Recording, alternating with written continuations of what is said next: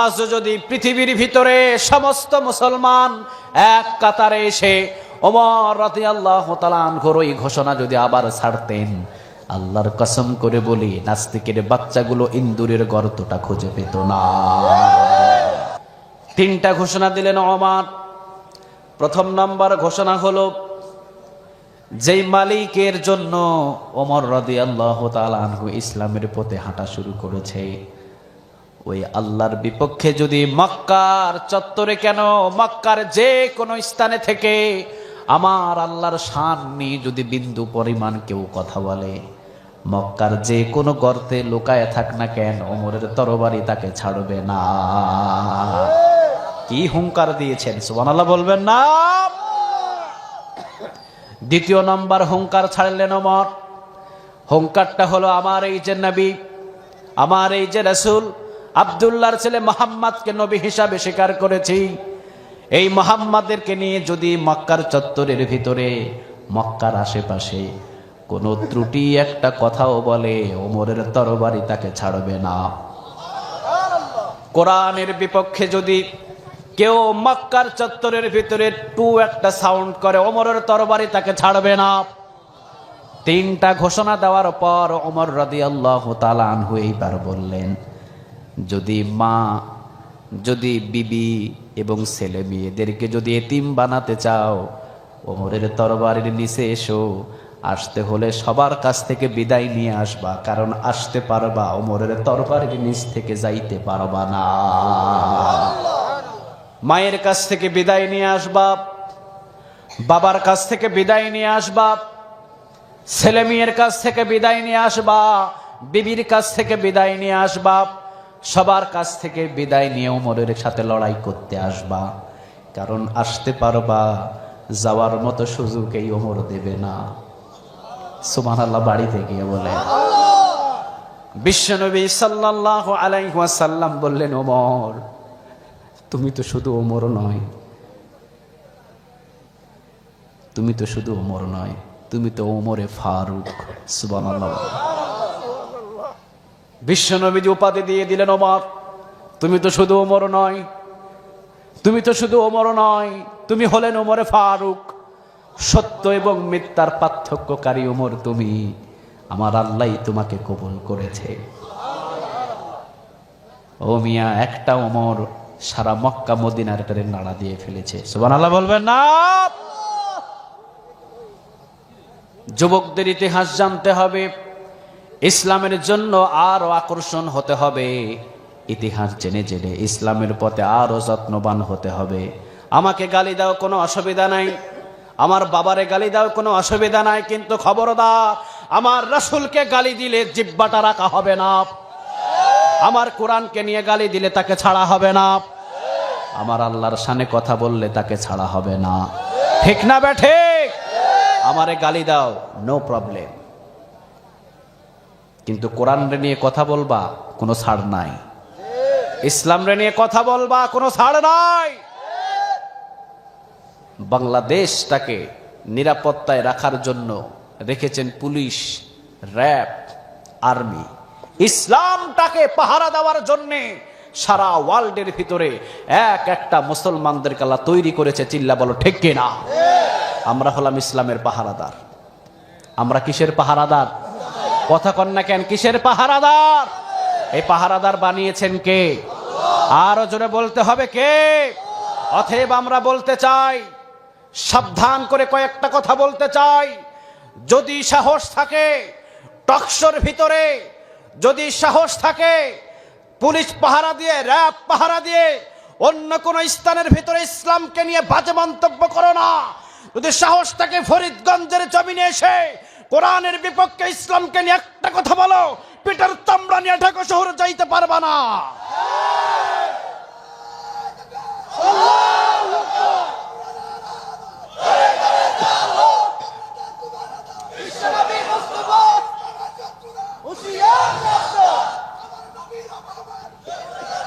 আল্লাহ তুমি কবুল করো। আরো জোরে বলেন আমিন। তাহলে ওমরকে কোরআনের জন্য কবুল করলেন কে? আরো জোরে বলেন তো দেখি কে? ওমরের সম্মান কম না বেশি? এই সম্মানটা দিলেন কে? বিশ্বনবী দুনিয়া থেকে বিদায় হলেন, আবু বকরকে ক্ষমতার চেয়ারে বসালেন কে? আবার আবু বকর যখন বিদায় নিলেন, ওমর রে বসালেন কে? বিশ্বনবীজি চালানেন। 23 বছরের ভিতরে 10 বছর শুধু বিশ্বনবীজি মার খেয়েছেন, 13 বছর বিশ্বনবীজি শাসন চালিয়েছেন। ওমরও প্রায় 10 বছরের মতো শাসন চালিয়েছে। সুবহানাল্লাহ বলে। আল্লাহ বললেন, ওমর আয়, তোকে ক্ষমতার চেয়ারে বসিয়ে দি। তুই যখন কোরআনের জন্য এত কাজ করেছিস, আয় কোরআনটা দিয়ে এবার দেশটা চালা। সুবহানাল্লাহ বলবেন না? ওমর রাদিয়াল্লাহু তাআলা আনহু কোরআনটা দিয়ে দেশ চালানো শুরু করলেন। সম্মান এমনি এমনি হয় নাই। সুবহানাল্লাহ বলেন। এমনি এমনি সম্মান হয় নাই। বিশ্বনবী দুনিয়া থেকে বিদায় হলেন, আবু বকর বিশ্বনবীর পাশে ঘুমালেন। আবার ওমর রাদিয়াল্লাহু তাআলা আনহু বিদায় হলেন, বিশ্বনবীর পাশে ওমরকে শোয়ানো হলো। সুবহানাল্লাহ। হাজার হাজার মানুষ ওই জায়গায় যায়, 1 সেকেন্ড একটু দাঁড়ানোর সুযোগটা পায় না। আপনি যত বড় জ্ঞানী হন, যত বড় আলেম হন, দূরে যান, এখানে দাঁড়াইতে পারবেন না। সুবহানাল্লাহ বলেন। আপনি দাঁড়াইলে আরো 1 লক্ষ মানুষ পিছনে জমা হয়ে যাবে, ঠিক কিনা? এত ভালোবাসা কেন, এত সম্মান কেন? কোরআনের জন্য রক্ত দিবেন, কোরআনের জন্য যত সময় ব্যয় করবেন, আপনার সম্মান দিন দিন বাড়বে। কোরআনের উপরে আঙ্গুল দিয়ে কথা বলবেন, আল্লাহ জমিনের ভিতরে দাফন করবে, ঠিক কিনা? কোরআনের সাথে বেয়াদবি করেছিলেন আবু জেহেল, ঘরটা বাড়িটা ইন্টারন্যাশনাল টয়লেট বানাইয়া দিছে কে? আর জোরে বলেন কে? আর ওমর কোরআনের পাগলে পড়লেন, ওমরকে সম্মান দিলেন কে? আর জোরে বলেন তো দেখি কে? বিশ্বনবীজি মেরাজের রাতে গেলেন, জান্নাতের ভিতরে জান্নাতের ঝর্ণা দিয়ে বিশ্বনবীজি একটু হাত দিয়ে নাড়ানাড়ি করেন। জান্নাতের ঝর্ণা দিয়ে দেখলেন ওই পাশে একটা অট্টালিকা, অনেক সুন্দর একটা প্রাসাদ। বিশ্বনবী জিবরিল আলাইহিস সালাম রে বললেন, ভাই জিবরিল, ওই প্রাসাদটা কার? ওই প্রাসাদটা কার? আমি বিশ্বনবীর অনেক পছন্দ হয়েছে। জিবরিল বললেন, ও নবী, যেই দিনই ওমর রাদিয়াল্লাহু তাআলা আনহু ইসলাম গ্রহণ করেছে, ইসলামের জন্য কাজ করা শুরু করেছে, আল্লাহ সেই দিন ওমরকে উপহার দেওয়ার জন্য ওই অট্টালিকা আল্লাহ বানিয়ে রেখেছে। বিশ্বনবীজি দৌড় দিলেন, আবার ওমরের অট্টালিকা, কত সুন্দর অট্টালিকা, একটু দেখি। দরজা দেখলেন, ওই দিকে গেলেন, ওই দিকে গেলেন, চতুর্দিকে ঘোরাঘুরি করলেন। আমার নবী পা বাড়ালেন, আবার পাটা টান দিয়ে নিয়ে নিলেন। ওমর রাদিয়াল্লাহু তাআলা আনহুকে বললেন, ওমর, সম্মান আমার আল্লাহ তোমাকে দিয়েছে, তোমার জন্য জান্নাতের ভিতরে খুব সুন্দর একটা অট্টালিকা আল্লাহ বানিয়েছে, যেই অট্টালিকাতে আমি বিশ্বনবী ঢোকার জন্য লোভ জেগেছে। সুবহানাল্লাহ বলবেন না? আ'দাতু লিইবাদিস সালিহিন মা লা আইনুন রাআত ওয়ালা উযুনুন সামিআত ওয়ালা খাতারা আলা কলবি বাশার। ওমর রে, জান্নাতের এই অট্টালিকা সম্পর্কে আইডিয়া দেওয়ার মতো আমার ভিতরে ভাষাটাও নাই। সুবহানাল্লাহ বলবেন না? কিভাবে তোমাকে আমি জানাবো, কিভাবে তোমাকে আমি শোনাবো? ওমর, এত সুন্দর রাজপ্রাসাদ জীবনে কোনোদিন আমি মুহাম্মদ কোথাও দেখি নাই। তবে আমি ঢোকার জন্য পা বাড়ালাম, ঢুকি নাই, বাহির হয়ে গেলাম। কারণ ওমরের ব্যক্তিগত রাজপ্রাসাদ। আমি বিশ্বনবী যদি ঢুকি আর ওমর যদি বলে, ও নবী, আমার অনুমতি ছাড়া আপনি ঢুকলেন কেন, আমি বিশ্বনবী যদি কোনো উত্তর দিতে পারবো না। সুবহানাল্লাহ। এই জন্য কোরআনের জন্য যে যত সময় ব্যয় করবে, তাদের সম্মান কখনো কমবে না, সম্মানটারে বাড়ায়া দিবে কে? আমরা এই জায়গায় বসেছি কার জন্যে? আর জোরে বলেন, কার জন্যে? আল্লাহর এই কোরআনের জন্যে। আল্লাহ রাব্বুল আলামিন আমাদের সম্মান বাড়াবে না কমাবে? আর জোরে বলেন, বাড়াবে না কমাবে? সূরা তাওবা বলেন তো দেখি, কোরআনের ভিতরে সূরা কয়টা? আর জোরে বলেন, কয়টা? 9 নম্বর সূরার নাম কি? 9 নম্বর সূরার নাম কি? আত-তাওবা। তাওবার নামে আল্লাহ একটা সূরা নাজিল করলেন। সুবহানাল্লাহ বলেন। ক্রমিক নম্বর কত? সবাই বলেন কত? 9। আয়াত নম্বর হলো 112। আয়াত নম্বর কত? 112। আল্লাহ রাব্বুল আলামিন 112 নম্বর আয়াতে মুমিনদের কয়েকটা কোয়ালিটি সম্পর্কে কথা বলেছেন। মুমিনদের জন্য জান্নাতের বাগান বানায় রাখছেন কে? আরো জোরে বলেন কে? মুমিন মুত্তাকিরা জান্নাতে যাবে, মুনাফিক যাবে জাহান্নামে, ঠিক কিনা? এই মুমিনদের কোয়ালিটি সূরা আত-তাওবার 112 নম্বর আয়াতে দিয়ে দিলেন কে? সর্বপ্রথমই বললেন আত-তাইবুনা, মুমিনদের সর্বপ্রথম কোয়ালিটি হলো মুমিনরা যদিও গুনাহ করে তাওবা করবে কার কাছে? আর জোরে বলেন কার কাছে? আমাদের গুনাহ আছে না নাই? কম না বেশি? আল্লাহ রাব্বুল আলামিন বললেন, ও নবী আপনি জানিয়ে দেন তাওবাটা হলো এক একটা ট্যাবলেট। সুবহানাল্লাহ বলবেন না? তাওবাটা কি? যদি গ্যাস্ট্রিক হয় কি খান বলেন? সবাই বলেন কি খান? সেকলো খাওয়া লাগে কি লাগে না? গরুর গোশত খাইলে চুলকানি বাড়ে না কমে? যাদের অ্যালার্জি বেশি চুলকানি বাড়ে না কমে? ও মিয়া, গরুর গোশত খাইতেও মজা লাগে কিন্তু খাইলে চুলকানি বাড়ে। কিন্তু যদি 60 টাকা দামের ট্যাবলেটটা খেয়ে নেন চুলকানি কমে যায়। বিশ্বনবীজি বললেন গুনাহ করতে অনেক ভালো লাগে, তবে হ্যাঁ গুনাহ করতে যদিও তোমাদের ভালো লাগে, এই গুনাহটাকে শেষ করার জন্য দোকানের ভিতরে, গাড়ির ভিতরে, গাড়ির সিটের ভিতরে অথবা যে কোনো জায়গায় আস্তাগফিরুল্লাহ, আর জোরে বলেন আস্তাগফিরুল্লাহ, আর জোরে বলেন আস্তাগফিরুল্লাহ। এই ট্যাবলেটটা যখন আঙ্গুলের গিরাই গিরাই জপবেন, আল্লাহ বলে একটা একটা ট্যাবলেটের বিনিময় বান্দা তোর গুনাহগুলোরে আমি সরাইয়া দেব। আর যদি খালেস তাওবা করেন সাথে সাথে পিছনের গুনাহগুলো মাফ করে দিবে কে? আর জোরে বলেন তো দেখি কে? আল্লাহ রাব্বুল আলামিন বললেন আমার বান্দাগুলো গুনাহ করবে, আমার কাছে মাফ চাইবে, আমি আল্লাহ মাফ করব। সুবহানাল্লাহ বলেন।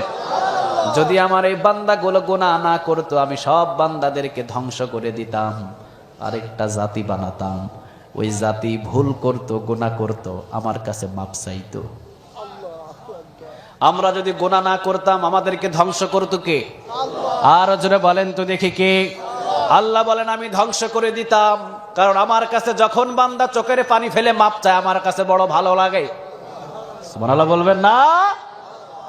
আমরা সবাই যদি খালি নেক আমল করতাম, কোনো গুনাহ যদি না করতাম, আল্লাহ বলে ও নবী এই জাতিরে আমি ধ্বংস করে দিতাম, কারণ এরা খালি নেকি করবে, গুনাহ করবে না। গুনাহ না করলে তো আমার কাছে কান্দাকাটি হবে না, ঠিক না বে ঠিক?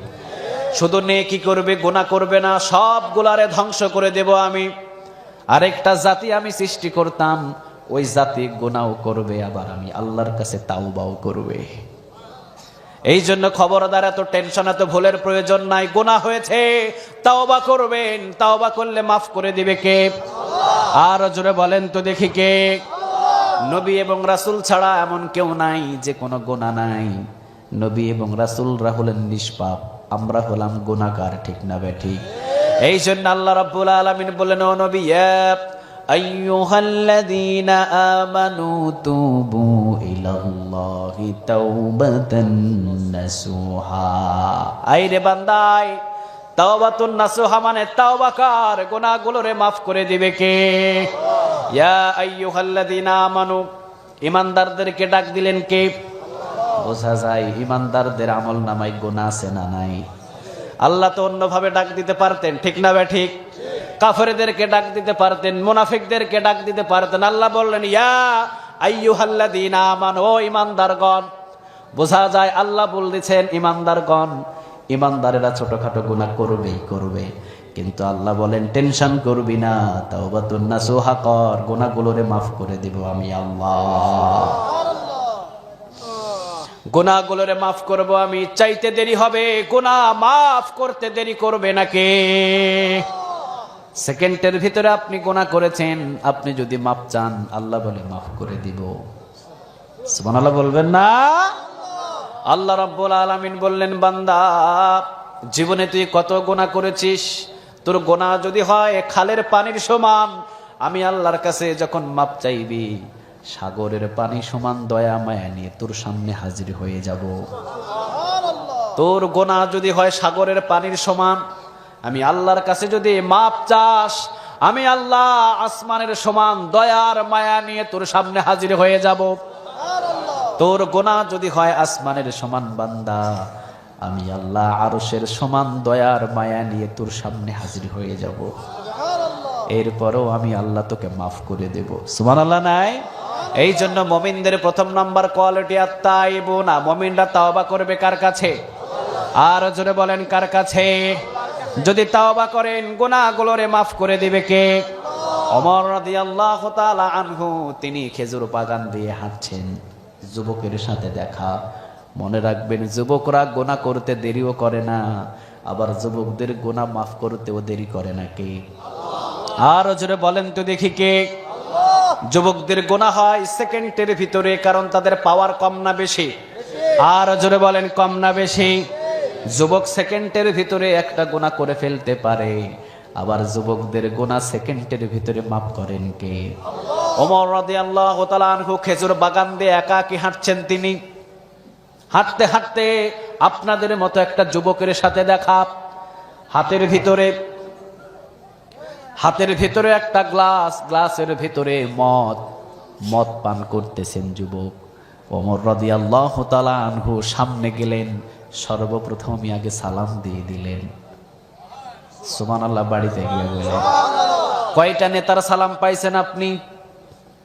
ভোটের আগে সালাম, ভোটের পরে লাথি, ঠিক না বেঠিক?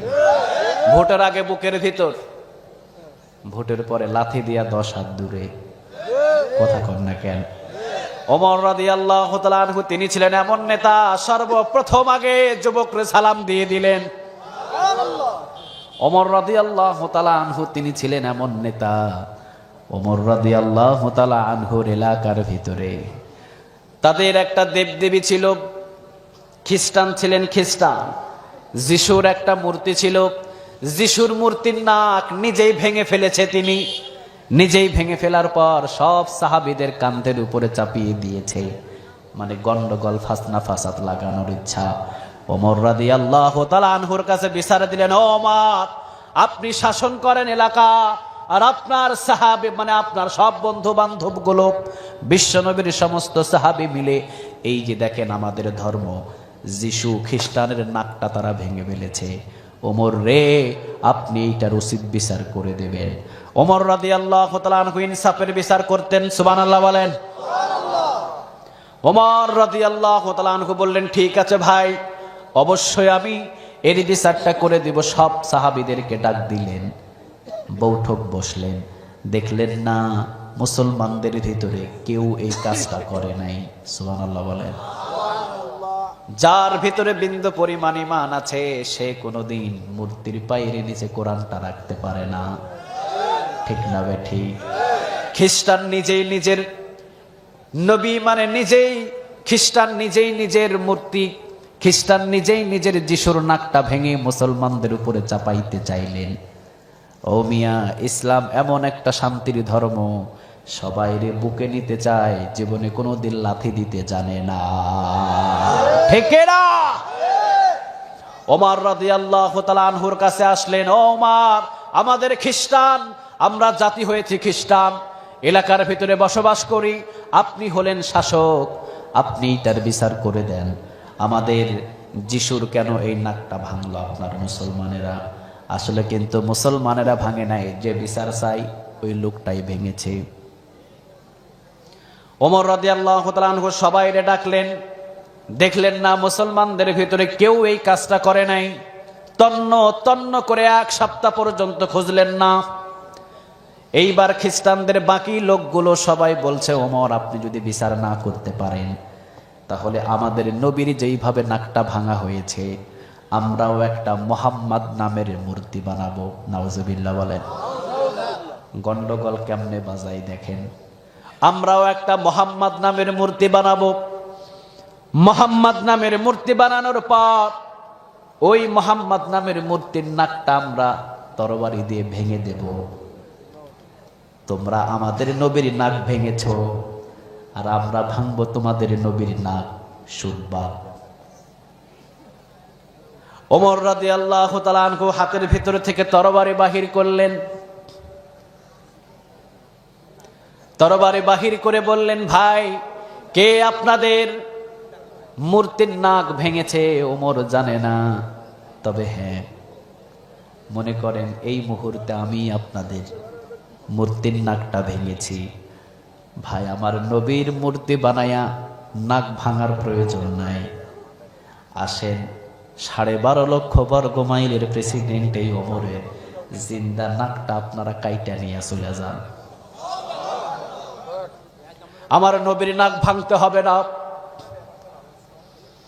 ওমরের মতো একটা বীর থাকতে আমার নবীর মূর্তি বানাবে এটা হতে পারবে না।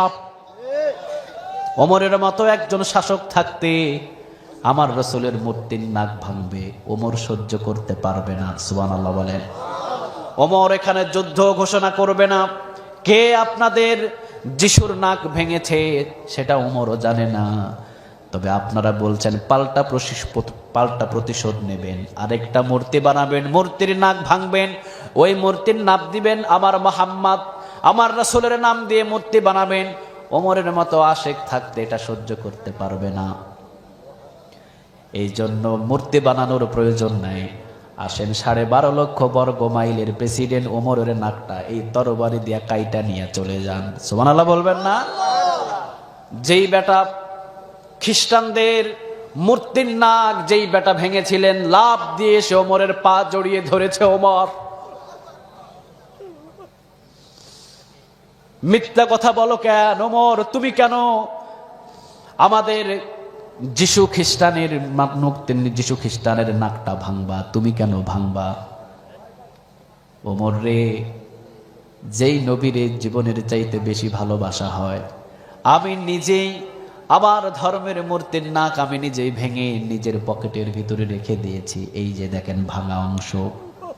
ওমর, আপনার নবীর মূর্তি বানাবো এই কথাটা শুনতেই আপনি নিজের জিন্দা নাকটা কোরবান দিতে প্রস্তুত আছেন। ওমর, আমার এই ধর্মটা আমি মানতে চাই না। যেই নবীকে জীবনের চাইতে বেশি ভালোবাসা যায় ওই নবীর জন্য আমি আজকে পাগল হয়ে গেলাম। সাথে সাথে 5,000 ওই জায়গার খ্রিস্টান সবগুলো মুসলমান হয়েছে। এই ওমর হলেন সেই ওমর জীবনে কোনোদিন কাউকে অন্যায়ভাবে কোনো কাজ করতে দেয় নাই। সুবহানাল্লাহ বলেন। নিজেই আগে সালাম দিয়ে দিলেন। সুবহানাল্লাহ বলবেন না? নিজেই আগে যুবকরে সালাম দিয়ে দিলেন, যুবক সালাম নিলেন। যুবক সালাম নেওয়ার সাথে সাথে ওমর রাদিয়াল্লাহু তাআলা আনহু হাতটা বাড়িয়ে দিলেন, হাতে হাতে মুসাফা হলো। ওমর রাদিয়াল্লাহু তাআলা আনহু বললেন, খেজুর বাগানের ভিতরে তুমি খাও কি? সুবহানাল্লাহ বলবেন না?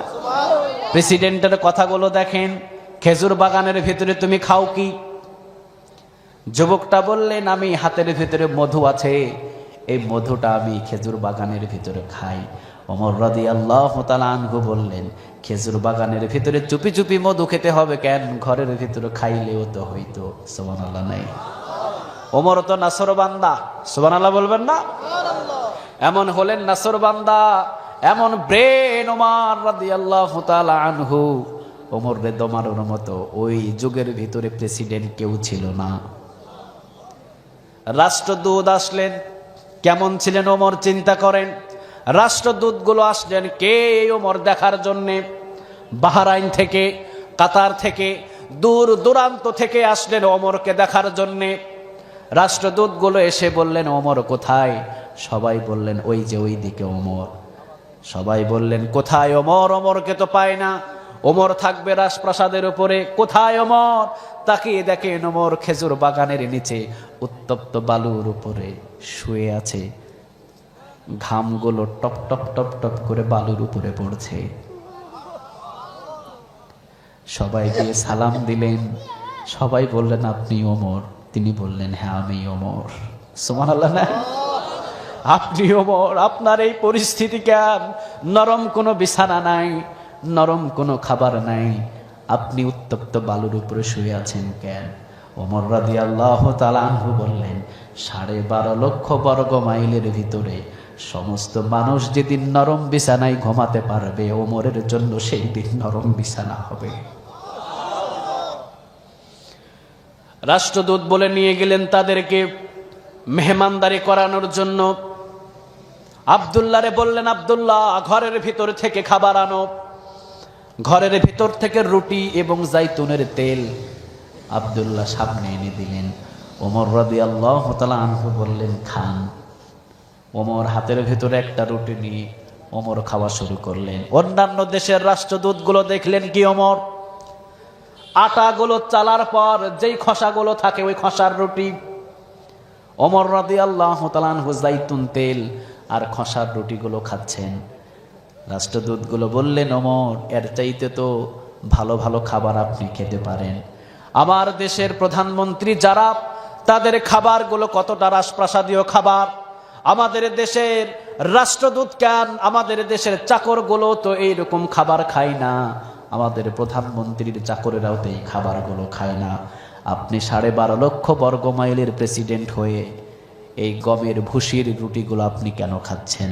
ওমর রাদিয়াল্লাহু তাআলা আনহু বললেন, যেই দিন আমার 12.5 লক্ষ বর্গ মাইলের ভিতরে আটার রুটি আর গোস্ত খেতে পারবে, সেই দিন ওমর আটার রুটি আর গোস্ত খাবে। কারে বলে নেতা? সুবহানাল্লাহ বলবেন না? কারে বলে নেতা? ওমর রাদিয়াল্লাহু তাআলা আনহু তিনি যুবকরে সর্বপ্রথম সালাম দিলেন এবং পরিচয় দিলেন, ভাই আমি হলাম ওমর। সুবহানাল্লাহ বলবা না? ভয় পেও না, আমি হলাম ওমর। তুমি তো ইচ্ছা করলে নিজের ঘরের ভিতরে গ্লাসে করে তুমি মধু খাইতে পারতা, খেজুর বাগানের ভিতরে আসছো কেন? কি জন্য খেজুর বাগানে আসলা? যুবকের কলিজার ভিতরে মোসার দিয়েছে, সর্বনাশ এইটা হলেন ওমর। ওমর তো সেই ওমর, আমাদের ছোট্ট ছোট্ট বাচ্চাগুলো যখন খাবার খায় না, ছোট্ট ছোট্ট বাচ্চাদেরকে ভয় দেখায়, খবরদার খাবার খা, বাঘ আসবে বাঘ, ভয়ে খাবার খাই ঘুমায়া যায়, ঠিক না বে ঠিক? মক্কা এবং মদিনার ভিতরে ছোট্ট ছোট্ট বাচ্চারা যখন খাবার খেতেন না, মায়েরা বলতেন ওই যে ওমর আসতেছে ওমর, সাথে সাথে খাবার খেয়ে ঘুমিয়ে যেতেন। যুবক ওমরের নাম শুনে কলিজার ভিতরে মোচাড় দিয়েছে, সর্বনাশ, ওমরের হাতের ভিতরে পড়েছি। আসলে তো গ্লাসের ভিতরে মদ নয়, আসলে তো গ্লাসের ভিতরে মধু নয়, গ্লাসের ভিতরে কি? সবাই বলেন গ্লাসের ভিতরে কি? যুবক মিথ্যা কথা বললেন, ওমরের হাত থেকে বাঁচতে হবে।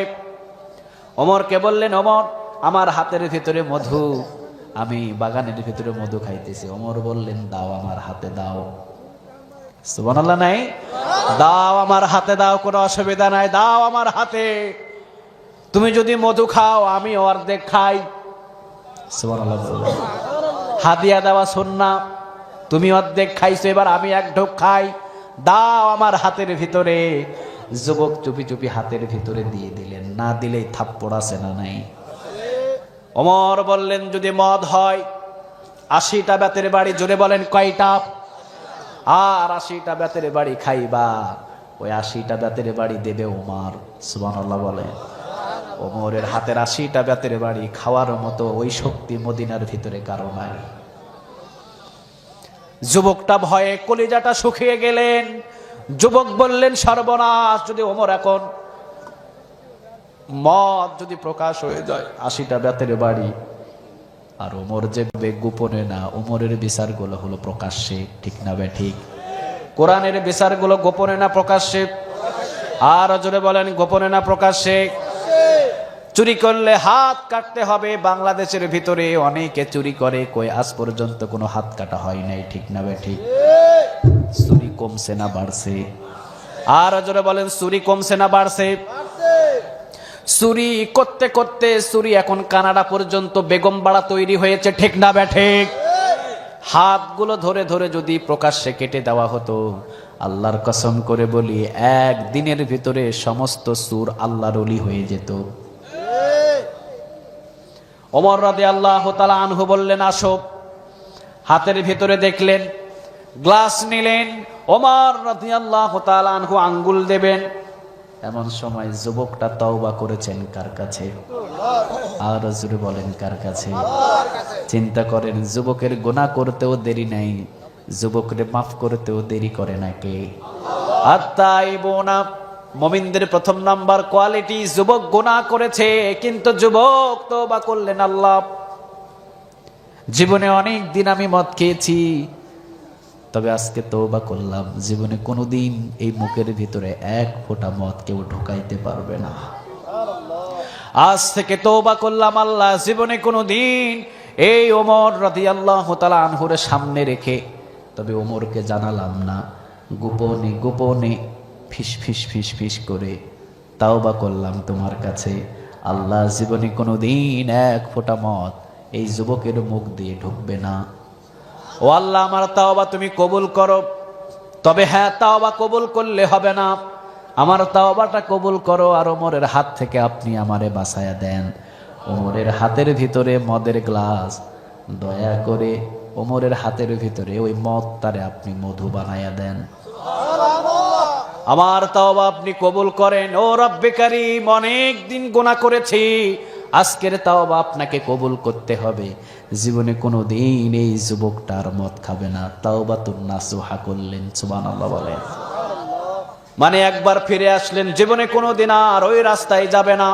তাওবা করলেন, আমি জীবনে কোনোদিন এক ফোঁটা মদ খাবো না, আর ওমরের হাত থেকে আপনি আমারে বাঁচায় দেন। যে গ্লাসটা দিয়েছি ওমরের হাতে, ওই গ্লাসের ভিতরে আছে মদ, দয়া মায়া করে ওইটারে মধু বানায়া দেন। ওমর রাদিয়াল্লাহু তাআলা আনহু হাতের ভিতরে গ্লাস নিলেন, আঙ্গুল দিলেন, নাকের কাছে নিলেন, কেমন কেমন লাগে জিহ্বার ভিতরে দিয়ে দেখেন ওমর। ওমর বললেন, আরে ভাই, জীবনে অনেক মধু খেয়েছি, তোমার এই গ্লাসের মতো এত স্বাদের মধু ওমর কোনোদিন খাই না। মুমিনদের প্রথম নাম্বার কোয়ালিটি আত-তাইবুন। মুমিনরা যখন তওবা করবে, কবুল করবেন কে? মাফ করে দিবেন কে? نستعينه ونستغفره ونؤمن به ونتوكل عليه ونعوذ بالله من شرور أنفسنا ومن سيئات أعمالنا من يهده الله فلا مضل له ومن يضلل فلا هادي له فلن تجد له وليا مرشدا ونشهد أن لا إله إلا الله وحده لا شريك له والذي لا ضد له ولا ند له لا مثل له ولا مثيل له لا وزير له ولا كفيل له لا شبه له ولا شبيح له لا ولد له ولا والد له وهو الواحد الفرد الصمد لم يلد ولم يولد ولم يكن له كفوا أحد ونشهد أن سيدنا ونبينا وحبيبنا وبشيرنا ونذيرنا وطبيبنا وطبيب أرواحنا وحبيبنا وحبيب ربنا محمدا عبد الله ورسوله أرسله بالحق بشيرا ونذيرا وداعيا إلى الله بإذنه وسراجا منيرا أما بعد فقد قال الله تعالى في كلامه المجيد وفي فرقانه الحميد أعوذ بالله من الشيطان الرجيم بسم الله الرحمن الرحيم إن الله وملائكته يصلون على النبي يا أيها الذين آمنوا صلوا عليه وسلموا تسليما اللهم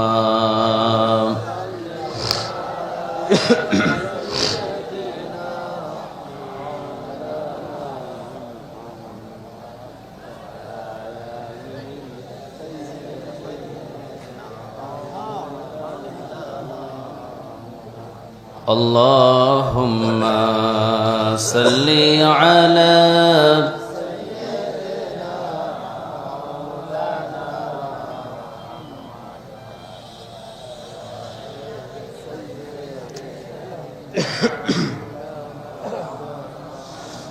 কত ব্যথা কত ভাবে শুয়েছ যে তুমি তোমারি খুনে লাল তায়েফের ভূমি ফেরেশতা এসে চায় ধ্বংসের হুকুম লাহ মাখা মোহাম্মদ প্রাণেতে হাজর ও আল্লাহ ক্ষমা করো হেতায়ে বাসি ওরা বুঝেনি যে আমি যে মোহাম্মদ হৃদয়ে মোহাম্মদ আল্লাহুম্মা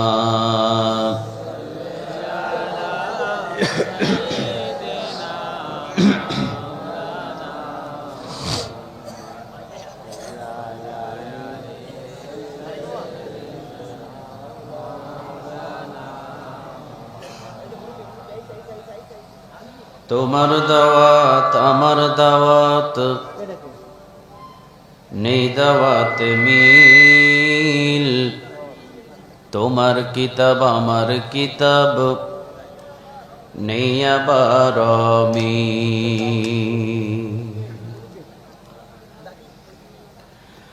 তোমার দাওয়াত আমার দাওয়াত নেই দাওয়াত মিল তোমার কিতাব আমার কিতাব নেই আবার মিল তোমার দাওয়াত মাংস পোলাও প্লেটে ভরা ভাত আমার দাওয়াত জেলখানাতে দুর্বিষহরা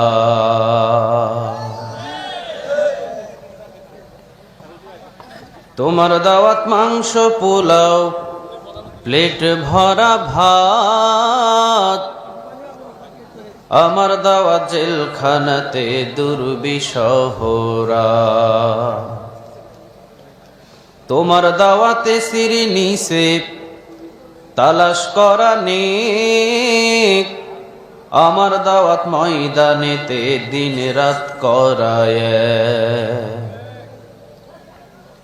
তোমার দাওয়াত আমার দাওয়াত নেই দাওয়াত মিল তোমার কিতাব আমার কিতাব নেই আবার মিল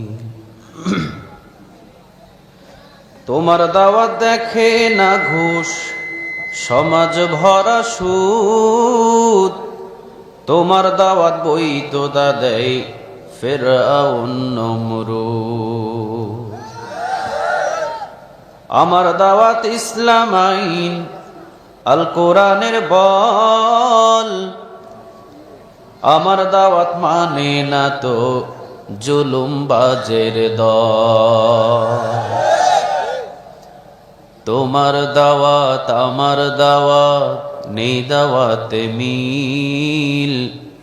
তোমার কিতাব আমার কিতাব, নেই আবার অমিল। তোমার কিতাব আমার কিতাব, নেই আবার অমিল। আপনারা সবাই কেমন আছেন? আলহামদুলিল্লাহ, আমিও ভালো আছি, সুস্থ আছি। আমাদের সবাইরে ভালো রাখেন কে? সবাইরে সুস্থ রাখেন কে? সবকিছু কার হুকুমে হয়? আজকের যে মাহফিল, এটা কার হুকুমে বলেন তো দেখি? যুবকেরা ওসিলা করেছে, কিন্তু হুকুম ছিল কার? সবাই বলেন কার? মসজিদ হয় কার হুকুমে? মাদ্রাসা হয় কার হুকুমে? হজ পালন হয় কার হুকুমে? তাহলে পৃথিবীতে যা কিছু ঘটে পৃথিবীর কারো হুকুম মতো নয়, এই সব কাজগুলো হয় কার হুকুম মতো? যিনি সারা বিশ্বের মালিক, তার হুকুম মতো সব কাজগুলো হয়, ঠিক কিনা? তাবারাকাল্লাযী বিয়াদিহিল, সবাই বলেন বিয়াদিহিল। রাজত্বের মালিক কে? সবাই তো বললেন না রাজত্বের মালিক কে? আপনাদের ভিতরে কি কোনো সন্দেহ আছে? আপনাদের মালিক কে? এই মাহমুদুল হাসান সাহেবের মালিক কে? আজকের এই মাহফিলের সভাপতির মালিক কে? তাহলে আমাদের সবার মালিক? সবাই বলেন সবার মালিক। সবাই চিনেন তারে? কথা কন না কেন? সবাই চিনেন? আলহামদুলিল্লাহ, সবাই বলে চিনে। তাহলে সবাই যদি তারে চিনেন, আজান হইলে মসজিদের কাতার জুমার দিনে পুড়ে যায়, বাকি দিনে খালি থাকে কেন? হ্যাঁ, বাকি দিনগুলোতে খালি থাকে কেন? জুমার দিনে জায়গা পাওয়া যায় না, বারান্দায়ও জায়গা নাই, আর বাকি 6টা দিন খালি, ঠিক না? জুমার দিনে জুমার নামাজের সময় ভরপুর, আসর নামাজের সময় 2 কাতার। কিরে ভাই, তারে যদি এত ভালো চিনেন তাহলে খালি থাকে কেন? পৃথিবীর সবার গোলামি করা বন্ধ করে দেন, এক আল্লাহর গোলামি করা শুরু করেন। সব গোলামি বন্ধ করেন। পৃথিবীতে যারা আপনাদেরকে গোলাম হিসেবে চালায়, তারা আপনাদের কাছ থেকে স্বার্থগুলো লুটে নেয়। যে আপনাকে নামাজের দিকে টানবে, তার পিছনে থাকবেন। যে আপনাকে নামাজ থেকে দূরে সরিয়ে দেয়, তার পিছনে খবরদার থাকা যাবে না। কারণ নামাজের দিকে যে আমাকে টানে, সে আমাকে জান্নাতের দিকে টানে, ঠিক কিনা? আর যদি নামাজ আমার জোহর নাই, আসর নাই, মাগরিব নাই, এমন ভালো মানুষের সাথে ঘোরাফেরা করলাম যে আমাকে একটা নামাজের ওয়াক্ত আমাকে মনে করিয়ে দিল না, তার পিছনে খবরদার ঘোরা যাবে না। দুনিয়াও শেষ, আখিরাতও। তাহলে আমরা সবাই চিনি কারে বলেন? সবাই চিনেন? একবার মহব্বত দিয়া নাম বলেন তো দেখি। কার কার মহব্বত বেশি দেখা যাক। সবাই বলেন আল্লাহ। আরো বলেন আল্লাহ। আরো জোরে চিৎকার করে বলেন আল্লাহ। প্রতিটা ডাকে 40টা করে নেক আল্লাহ আমল নামা জমা করে দিয়েছে। পৃথিবীতে এমন একটা মালিকের নাম দেখান না, নাম নিলে 10টা নেক পাওয়া যায়। আছে? বাংলাদেশে আছে? ইন্ডিয়া, সারা ওয়ার্ল্ড খুঁজে পাওয়া যাবে না। কিন্তু এই মালিকের নাম একবার আল্লাহ বলে ডাক দিলে 40টা নেক আল্লাহ আমল নামা জমা করে দেবে।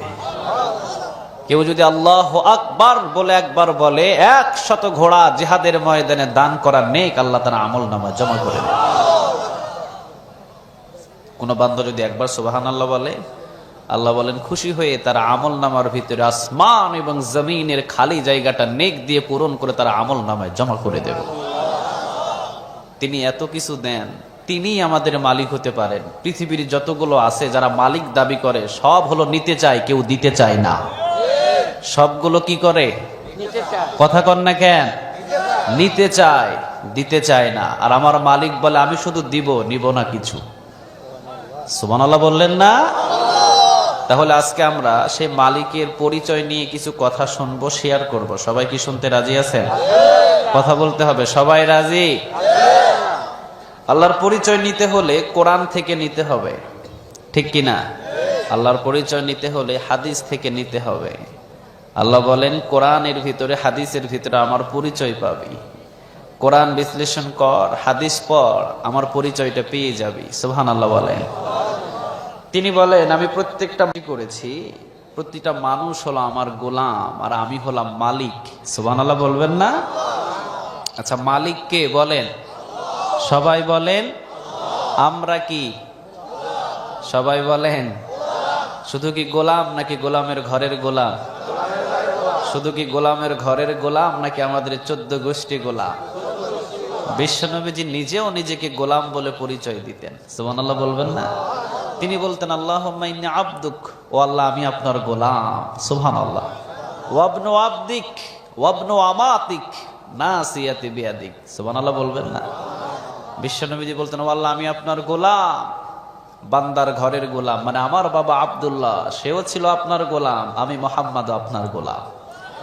বান্দির ঘরের গোলাম, মানে আমার মা আমিনা সেও ছিল আপনার গোলাম, আমি মুহাম্মদ আপনার গোলাম। নাসিয়াতি বিয়াদিক, আমার চুলের মুঠি আপনার হাতের মুঠোয়, এই মুহাম্মাদের চুলের মুঠি ধরে আপনি যেই দিকে টানবেন এই মুহাম্মদ সেই দিকে যাবে। আল্লাহু আকবার।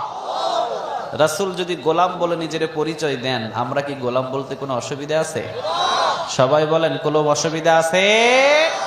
বিশ্বনবীজি বলতেন যে আল্লাহর কাছে যত ছোট হয় সে তত বড় হয়ে যায়। সুবহানাল্লাহ বলবেন না? আবু হুরায়রা রাদিয়াল্লাহু তাআলা আনহু তিনি একজন সাহাবী ছিলেন। আবু যর গিফারি রাদিয়াল্লাহু তাআলা আনহু তিনিও একজন সাহাবী ছিলেন। আবু যর গিফারি রাদিয়াল্লাহু তাআলা আনহু যে সাহাবী ছিলেন, উনি ছিলেন একজন বয়স্ক সাহাবী। কিন্তু যখনই আল্লাহর কাছে 2 হাত তুলতেন, তিনি সমস্ত সাহাবীদের থেকে তিনি নত হয়ে যেতেন। সুবহানাল্লাহ বলেন। কার কাছে? সবাই বলেন, কার কাছে? বিশ্বনবীজি বললেন, এই জায়গার ভিতরে আমার যতগুলো সাহাবী আছে, কিছুক্ষণের ভিতরে একজন সাহাবী এসে বসবেন যার নাম হবে আবু যর গিফারি রাদিয়াল্লাহু তাআলা আনহু। আবু যর গিফারি রাদিয়াল্লাহু তাআলা আনহু একটু পরে বিশ্বনবীর দরবারে এসে বসলেন, পিছনে বসলেন বৃদ্ধ সাহাবী। বিশ্বনবী বললেন, আবু যর গিফারি রাদিয়াল্লাহু তাআলা আনহু সব সময় আল্লাহ রাব্বুল আলামিনের কাছে নত হয়ে থাকতেন, ছোট হয়ে থাকতেন। আল্লাহ রাব্বুল আলামিন আজকে আমাকে সুসংবাদ দিলেন, আবু যর গিফারির জন্য আল্লাহ জান্নাতটা ওয়াজিব করে দিয়েছে। ছোট হলে বড় করেন কে? আল্লাহ। আর জোরে বলেন তো দেখি কে? পৃথিবীর ভিতরে আপনি অনেক বড়, আল্লাহ যদি আপনারে বড় না করে এই বড়ত্ব দিয়ে কোনো লাভ নাই। ঠিক না বেঠিক?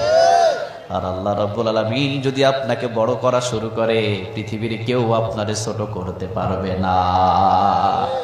বড় আমরা পৃথিবীর কারো কাছে হতে চাই না, বড় হতে চায় একজনের দরবারে। বলেন তিনি কে? বিশ্বনবীজি বললেন, আমার আবু যর গিফারি রাদিয়াল্লাহু তাআলা আনহুর জন্য জান্নাত দুনিয়াতে থাকতেই আল্লাহ রাব্বুল আলামিন সুসংবাদ দিলেন।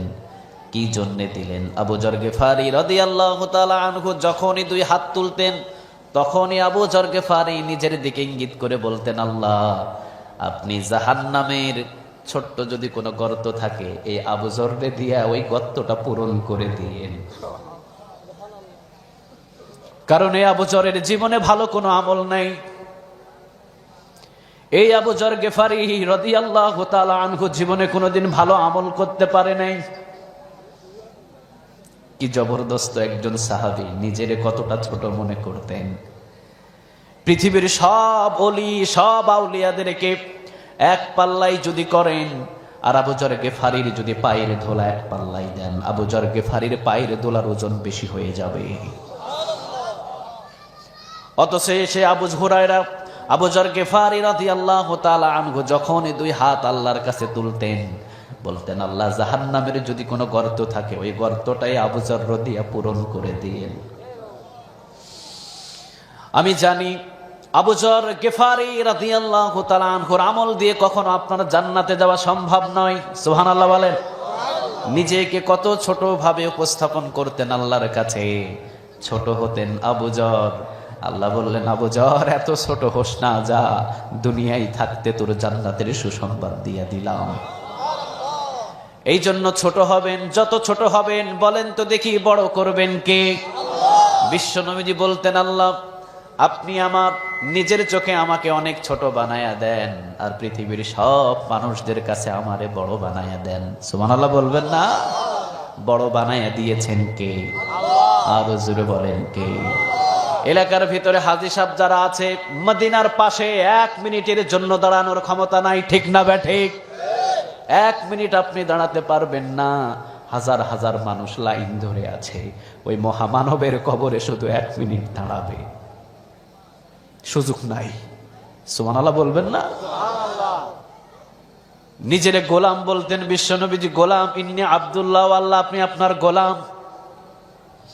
আল্লাহুম্মা ইন্নী আব্দুক, ও আল্লাহ বান্দার ঘরের গোলাম, বান্দির ঘরের গোলাম, আমার 14 গোষ্ঠী গোলাম। বিশ্বনবীজি যখনই গোলাম বলে পরিচয় দিতেন, আল্লাহ রাব্বুল আলামিন আরশে আজিম থেকে হাসতেন আর বলতেন, হাবিব জান, আমি আপনারে হাবিবুল্লাহ বানায়া নিলাম। আপনি বলছেন আপনি অনেক ছোট, না নবী আপনি ছোট না, আপনারে আমি হাবিবুল্লাহ উপাধি দিলাম, মানে আপনি আমার বন্ধু। বন্ধুটা কার? আর জোরে বলেন তো দেখি কার? এই জন্য খবরদার, জীবনে কোনোদিন বড় হবেন না, সব সময়ের জন্য ছোট হয়ে থাকবেন। ছোট হলে বড় করেন কে? আর জোরে বলেন কে? আমরা তো এখন অহংকারে ফেটে যাই, ঠিক না ঠিক? ছোট্ট খাট্ট একটু ক্ষমতা পাইলে অহংকার। কয়েকদিন আগে প্রতিমন্ত্রী ডক্টর মোরাদ হাসান কত অহংকার করে আঙ্গুল ঝুঁকিয়ে ঝুঁকিয়ে ইসলামকে নিয়ে, আল্লামা সাইদি সাহেবকে নিয়ে, মিজানুর রহমান আজহারিকে নিয়ে উল্টা পাল্টা যতগুলো কথা বলেছে, বলেন তো দেখি বাংলার জমিনের ভিতরে শাইস্তা করেছেন কে? সেকেন্ড তো দেরি লাগে না, ঠিক না ঠিক? বাংলাদেশ থেকে বিদেশের জমিনে গেলেন, বিদেশে বাধা দিয়ে দিলেন, এইগুলা এক একটা লাঞ্ছিত, ঠিক কিনা? আল্লাহ বললেন কোরআনের উপরে হাত আনবি, ইসলামকে নিয়ে উল্টা পাল্টা কথা বলবি, জীবনে কোনোদিন দুনিয়াতে সম্মানিত হতে পারবি না। বেইজ্জত করবে কে? ইসলামের জন্য যখন কাজ করবেন তখন সম্মানিত বানায়া দিবে কে? আর জুড়ে বলেন তো দেখি কে? রাসূলের রওজার পাশে 2 জন মানুষ এখনো শুয়ে আছে, যার নাম হলেন একজন আবু বকর আর একজন ওমর। এমনি এমনি শুই নাই, সম্মান দিয়েছেন কে? আল্লাহ।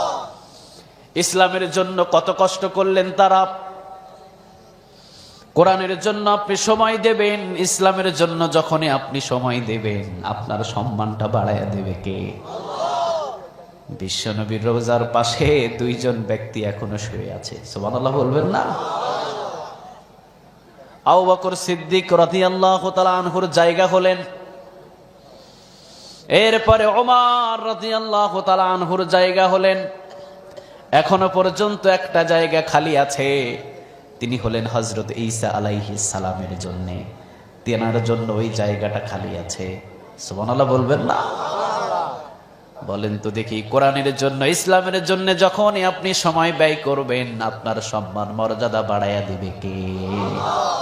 আর ইসলামকে নিয়ে, কোরআনকে নিয়ে আজে বাজে কথা বলবেন, বেইজ্জত করবে কে? এই জায়গায় আমরা যারা বসেছি অন্য কোনো স্বার্থের জন্য নয়, একটাই স্বার্থ হলো কোরআন থেকে কথা শোনা, ঠিক না ঠিক? অন্য কোনো স্বার্থ আছে?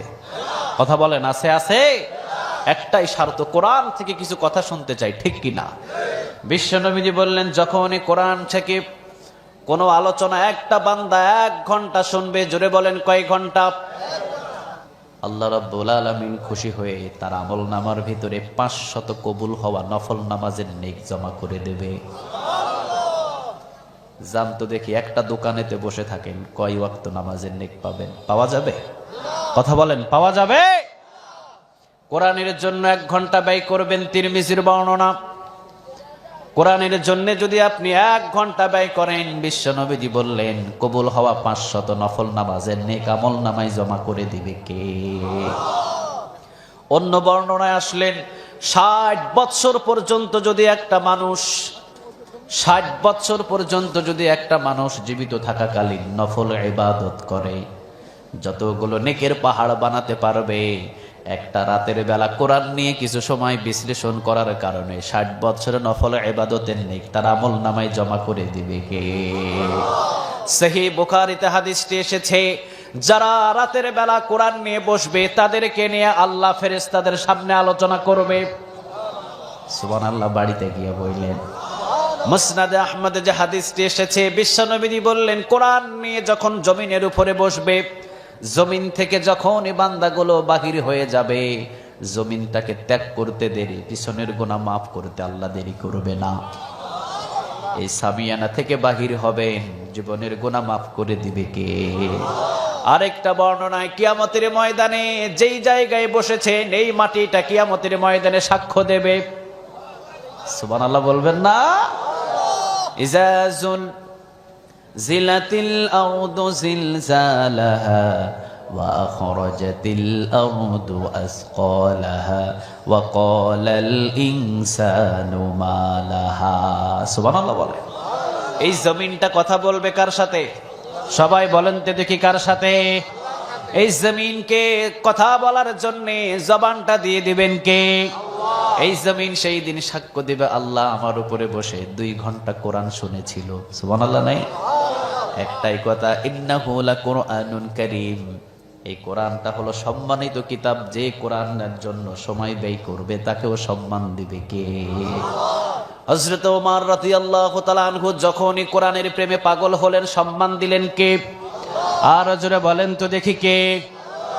আবু জেহেল বললেন, কে আছে মক্কার ভিতরে মুহাম্মাদের গর্দান এনে দিতে পারবে? নাউজুবিল্লাহ বলেন।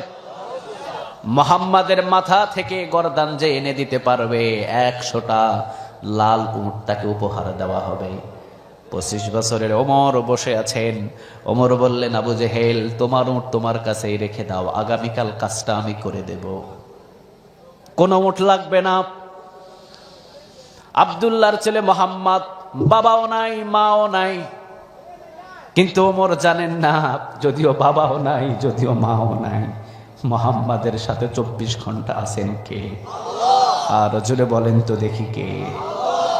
ওমর বললেন, বাবাও নাই মাও নাই কেউ নাই, এই মুহাম্মাদের গর্দান কাটলে কোনো বংশ থেকে আমার দিকে আক্রমণ করার জন্য কেউ আসবে না, আগামীকালকে আমি করে দেব। সবাই তো খুশি হয়ে গেলেন, সবাই বললেন ঠিক আছে। ওমর যখন বলেছে, ওমরের হাত থেকে মুহাম্মদ আর বাঁচতে পারবে না। আসলে বাঁচানোর মালিক কে? আর জোরে বলেন তো দেখি কে? ওমর রাদিয়াল্লাহু তাআলা আনহু সকাল হলো, তরবারি হাতের ভিতরে নিলেন, হাতের ভিতরে তরবারি নিয়ে কাঁধের উপরে নিয়ে তরবারি দিকে ওদিকে ঘোরাঘুরি করছেন। আর আব্দুল্লাহর ছেলে মুহাম্মাদের বাড়ির দিকে রওনা দিয়েছে। প্রতিমধ্যে একজন সাহাবীর সাথে দেখা, তিনি বললেন, ওমর যাও কই? ওমর বললেন, আজকে ফয়সালা হবে, আব্দুল্লাহর ছেলে মুহাম্মাদের সাথে গদ্দানটা কাটার জন্য রওনা দিয়েছি, আজকে শেষ করে দিব তাকে দুনিয়া থেকে। তিনি নাকি মিথ্যা ধর্মটাকে প্রপাত্য করছে, মিথ্যা ধর্মটাকে প্রচার করা শুরু করেছে। সাহাবী চিন্তা করলেন, যদি এই ওমর এই তরবারি নিয়ে বিশ্বনবীর দরবারে পৌঁছে যায়, নিশ্চয় একটা অঘটন ঘটে যেতে পারে। দেখা যাক এই ওমরকে কোনোভাবে আটকানো যায় কিনা। ওমরের সামনে বললেন, ওমর তুমি এত বীর, 25 বছর বয়সে মক্কার ভিতরে তুমি চ্যাম্পিয়ন হয়েছ যুদ্ধ করে, এত বড় চ্যাম্পিয়ন হয়েছ, নিজের ঘরের খবরটাও তুমি রাখতে পারো না। তোমার বোন তো ফাতেমা, সেই তো কোরআনের জন্য পাগল হয়ে গেছে, নিজের ঘরটাকেই তো সামলাতে পারো নাই। হাত থেকে তরবারি নামলেন। ওমর বললেন, যদি কথাটা সত্য হয় তুমি বেঁচে যাবা, আর যদি মিথ্যা হয় ওমরের তরবারি থেকে তোমার কেউ বাঁচাইতে পারবে না। রওনা দিলেন বিশ্বনবীর দরবারে নয়, এখন রওনা দিলেন নিজের ঘরের দিকে, মানে বোনের ঘরের দিকে। দরজা খুলতে বললেন, ফাতেমা দরজা খোলো, মানে বোন দরজা খোলো। ওমরের বোন ছিলেন, নাম ছিলেন ফাতিমা। বললেন, ফাতিমা দরজা খোলো। ফাতিমা দরজা খুলতে একটু দেরি করলেন। ভিতরে কোরআনের তালিম হলো। চলে গেলেন একজন সাহাবী অন্য ঘরের দিকে। ফাতিমা এসে দরজা খুললেন। ওমর রাদিয়াল্লাহু তাআলা আনহুর ঘাম টপ টপ টপ টপ করে পড়ছে। বললেন, ফাতিমা ঘরের ভিতরে কি তিলাওয়াত করেছিলি? কি জানি একটা গুনগুন আওয়াজ শুনলাম। বোন বললেন, না ভাই, তেমন তো কোনো কিছু তেলাওয়াত করি নাই। কিন্তু ওমর দেখতে পেলেন একটা টুকরা পড়ে আছে, ধরতে গেলেন। বোন ওমরে ধরার আগে বোনটাকে ঝাপটে করে তেলাওয়াতের কোরআনটা উঠায়া নিলেন। ওমরের বোন ফাতিমার ইমানটা দেখেন, তিনি বললেন, খবরদার ভাই, এইটা হলো পবিত্র কোরআন, ইন্নাহু লাকুরআনুন কারীম ফি কিতাবিম মাকনুন লা ইয়ামাসসুহু ইল্লাল মুতাহহারুন। পবিত্র কোরআনটাকে যদি টাচ করতে চাও, ওযুর দরকার আছে না নাই? আপনাকে ওযু করতে হবে, আপনাকে পবিত্র হতে হবে। আপনি হলেন অপবিত্র। কেন বললো ওমরকে অপবিত্র? বলার সাথে সাথে হাত দিয়ে ফাতেমার গালের উপর একটা মারলেন থাপ্পড়, থাপ্পড় মারলেন, ঘুষি মারলেন, ঠোঁট কেটে টপ টপ টপ টপ করে রক্ত পড়ছে। বোনের জামাইকে ধরলেন, কলার ধরলেন, আঘাত করলেন, তরবারের উল্টা পিঠ দিয়ে আঘাত করলেন, একের পর এক আঘাত করে দুইজনকে শুইয়ে ফেলেছে। ওমর রাদিয়াল্লাহু তাআলা আনহু তো এমন বীর ছিলেন, 50 জন রে হালি মনে করতেন না। সুবহানাল্লাহ বলবেন না? এলাকার ভিতরে হালি কয়টা হয়? 4টা হালি। ওমর বলতেন 50 জন কাফের রে এই ওমর একটা হালি মনে করে না। সুবহানাল্লাহ বলবেন না? উল্টা পিঠ দিয়ে আঘাত করলেন, বোনের উপরে আঘাত করলেন, জামাইয়ের উপরে আঘাত করলেন। আঘাত করতে করতে বোনের দিকে নজর করে দেখলেন মাথা ফেটে, গাল ফেটে রক্তগুলো টপ টপ টপ টপ করে পড়ছে। ফাতিমারে চিনাও যায় না। কোরআনের জন্য সর্বপ্রথম রক্ত ঝরলেন এই ওমরের বোন ফাতিমা। সুবহানাল্লাহ। শহীদ হয়েছিলেন আরেকজন নারী, নাম হলেন সুমাইয়া রাদিয়াল্লাহু তাআলা আনহা। কোরআনের জন্য প্রথম শহীদ ওমর, প্রথম রক্ত ঝরালেন ওমর নিজের বোনের। সুবহানাল্লাহ বলে। পুরা শরীরটা রক্ত লাল। ওমর রাদিয়াল্লাহু তাআলা আনহু বোনের দিকে তাকালেন, আহারে জীবনে কোনোদিন যে বোনের একটা আঘাত করি নাই। বোনের নজরের দিকে তাকিয়ে ওমরের দিকে মায়া হলো। ওমর বললেন, বোন ঠিক আছে বল, এতক্ষণ পর্যন্ত কি পড়েছিলি? ফাতিমা বললেন, ভাই এতক্ষণ পর্যন্ত যা পড়েছি পৃথিবীর কারো কিতাবটা নয়, কিতাবটার মালিক একজন, বলেন তিনি কে? এইটা হলো পবিত্র কোরআন, ইন্নাহু লাকুরআনুন কারীম ফি কিতাবিম মাকনুন লা ইয়ামাসসুহু ইল্লাল মুতাহহারুন।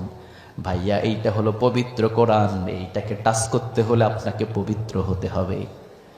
ওমর বললেন, কিভাবে পবিত্র হব বল, কিভাবে পবিত্র হতে হবে বল। যেভাবে পবিত্র হতে হবে তাড়াতাড়ি আমাকে পবিত্র কর। ওই খণ্ডটা ওমরের হাতে তাড়াতাড়ি দে। ওই খণ্ডটা মনে হচ্ছে ওমরকে চুম্বকের মতো টানতেছে। তাড়াতাড়ি আমার হাতের ভিতরে দে। মনে হয় চুম্বকের মতো এই খণ্ডটা ওমরকে টানে। আসলে চুম্বকের মতোই তো ওমরকে টানছে, কারণ গত রাতের ভিতরে বিশ্বনবী 2 জন ওমরের জন্য দোয়া করেছেন। জোরে বলেন কয়জন? আর জোরে বলেন কয়জন? বিশ্বনবী বললেন, ইয়া রব, ইসলামের জন্য 2 জনের একজনকে আপনি কবুল করেন। একজন হলেন আবু জেহেল, আর আরেকজন হলেন খাত্তাবের ছেলে ওমর। এই 2 জনের একজনকে আপনি কবুল করে নেন। আল্লাহ বললেন, ও নবী, সকাল হতে দেরি হবে, উমরকে ইসলামের ছায়াতলে আনতে দেরি করব না। পাগল হয়ে গেলেন ওমর। কিরে ভাই, আপনি পাগল হন না কেন?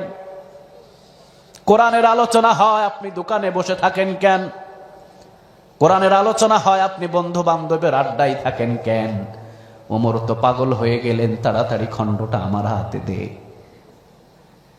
ফাতিমা বললেন, ভাইয়া আগে গোসল করেন।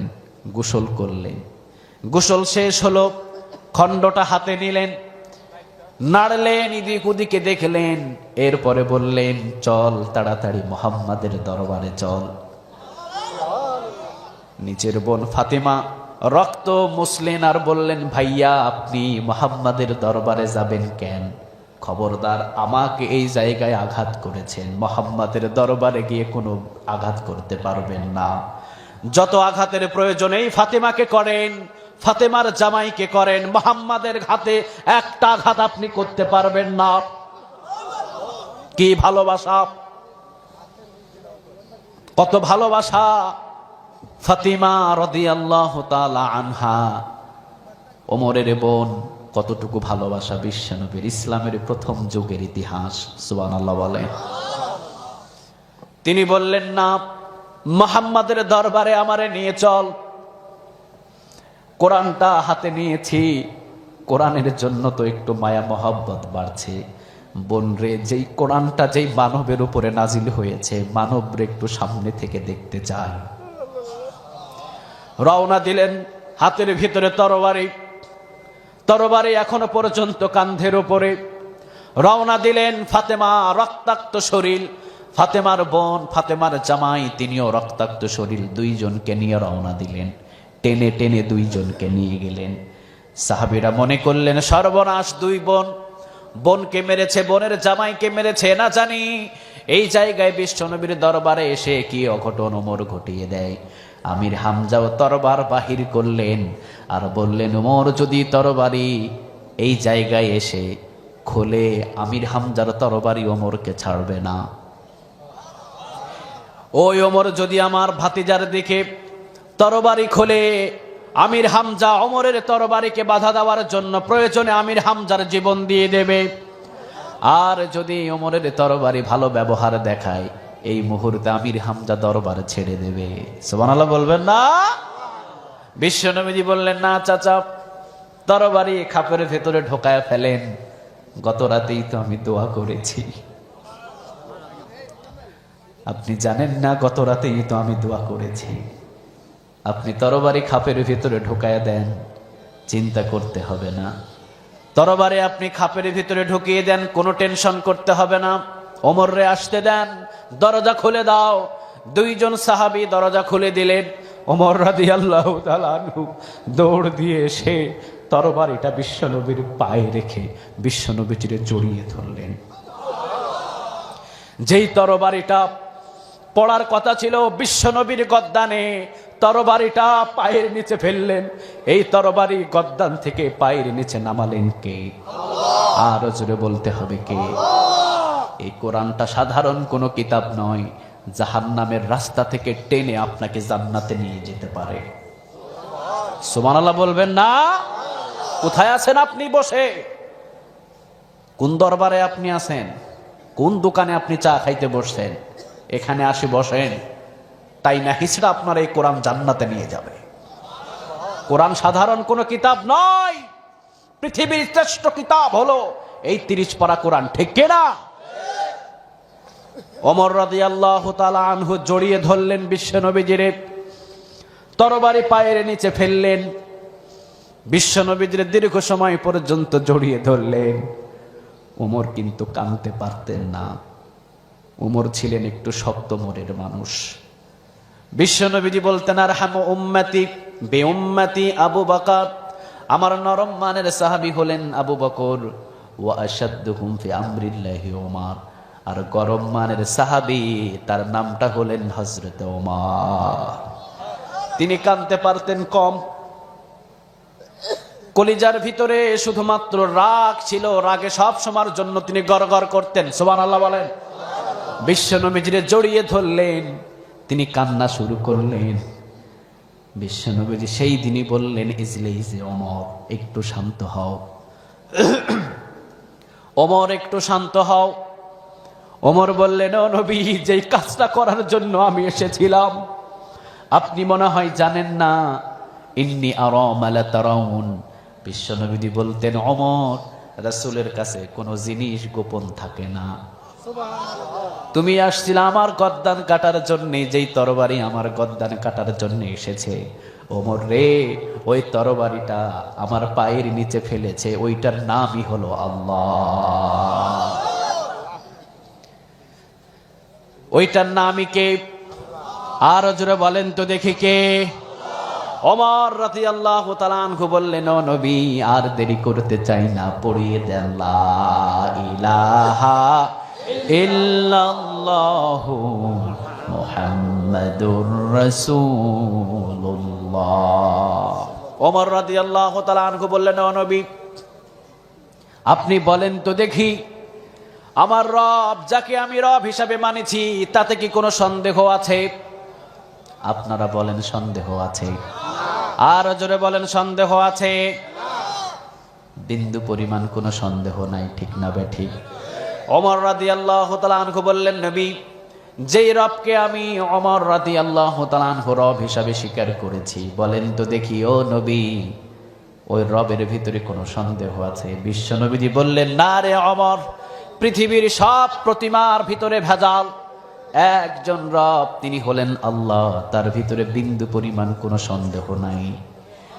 ওমর রাদিয়াল্লাহু তাআলা আনহু বললেন, যেই কোরআন আপনার জবান থেকে শুনি, বলেন তো দেখি এই কোরআনের ভিতরে কোনো সন্দেহ আছে নাকি? বিশ্বনবীজি বললেন, না রে ওমর, এইটাই হলো সত্য কিতাব, এর ভিতরে কোনো সন্দেহ নাই। এইবার বিশ্বনবী সাল্লাল্লাহু আলাইহি ওয়াসাল্লামের দরবারে ওমর বললেন, আপনি কি সত্য নবী, কোনো সন্দেহ আছে নাকি? বিশ্বনবীজি বললেন, না ওমর, আমার ভিতরেও কোনো সন্দেহ নাই, কোন ধরনের সন্দেহ নাই। ওমর বললেন, সব যদি সত্য হয় এই বিষয়গুলো গোপন থাকবে কেন? গোপন থাকবে কেন এই বিষয়গুলো? এই বিষয়গুলো এখন প্রচার হবে, প্রকাশ্যে প্রচার করতে হবে। বিশ্বনবীজি বললেন, ওমর, গন্ডগোল ফাসাদ বেড়ে যাবে। ওমর বললেন, ও নবী, গন্ডগোল যে বাদাইতে আসবে, ওমরের তরবারি তাকে ছাড়বে না। কে আসবে গন্ডগোল বাজাতে বলেন? ভাই, স্টেজে কথা হবে না, স্টেজে শুধু ইশারা ইঙ্গিতে কথা বলেন।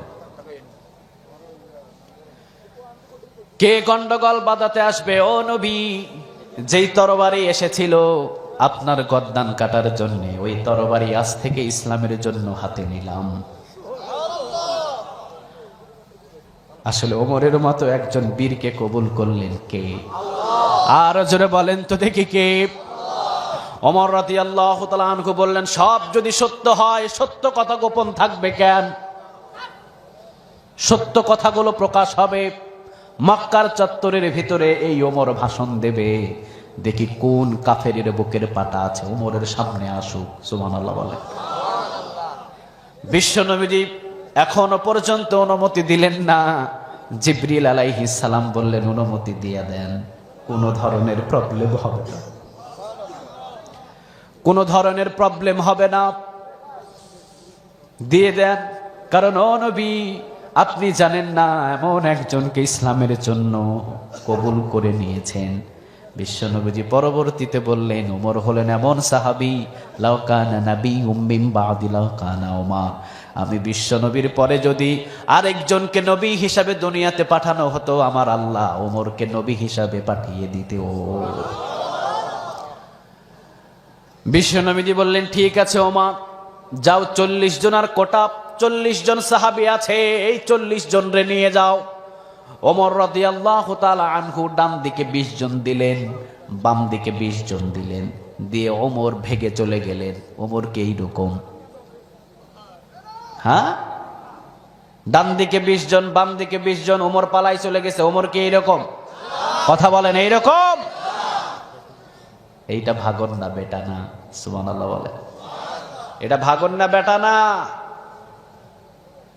ডান দিকে দিলেন 20 জন, বাম দিকে দিলেন 20 জন। ওমর রাদিয়াল্লাহু তাআলা আনহু বললেন, কোনো ধরনের প্রবলেম নাই, তোমাদের এই 40 জনকে নিয়ন্ত্রণ অর্থাৎ চতুর্দিকে নিরাপত্তা দেওয়ার জন্য ওমর 24 ঘন্টা প্রস্তুত। দেখি কার বাপের বেটা আছে, কোন দিক থেকে আক্রমণ করে। সুবহানাল্লাহ বলবেন না? ওমর বললেন, ডান দিক থেকে আক্রমণ করলে ওমর এইটার প্রতিবাদ করবে, বাম দিক থেকে করলেও প্রতিবাদ করবে, সামনের দিক থেকেও করলে প্রতিবাদ করবে, পিছন থেকে করলেও প্রতিবাদ করবে। ওমর রাদিয়াল্লাহু তাআলা আনহু মক্কার চত্বরের কাছাকাছি গেলেন, পিছন থেকে সামনে গিয়ে দৌড় দিয়ে ওমর রাদিয়াল্লাহু তাআলা আনহু 40 জন রে নিয়ে একটা তাকবীর দিয়ে দিলেন, লিল্লাহে তাকবীর, লিল্লাহে তাকবীর, লিল্লাহে তাকবীর। তাকবীরটা দিয়ে দিলেন ওমর রাদিয়াল্লাহু তাআলা আনহু মক্কার চত্বরের ভিতরে। মক্কার আনাচে কানাচে যত কাফের ছিল, সব কাফের গুলো দৌড় দিয়ে এসেছে, দরজা খুলে বল্লম নিয়ে বাহির হয়েছে। সামনে দেখে ওমর, বল্লমটা কাঁপতে কাঁপতে মাটিতে পড়ে গেছে, পিছন দিক দিয়ে ভেগে গেছে কাফের, সামনে আসার ক্ষমতা নাই। জানালা খুললেন, তীর ধনুক নিলেন মারবে। কে মক্কার চত্বরের ভিতরে আল্লাহর ধ্বনিতে তাকবীর দেয়? কার এত বড় সাহস?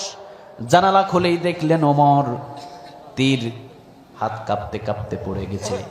যেভাবে পিছন দিকে টেনেছিলেন, পিছন দিকে টেনেই ছেড়ে দিয়েছেন, সামনে যাওয়ার তীরের ক্ষমতা নাই।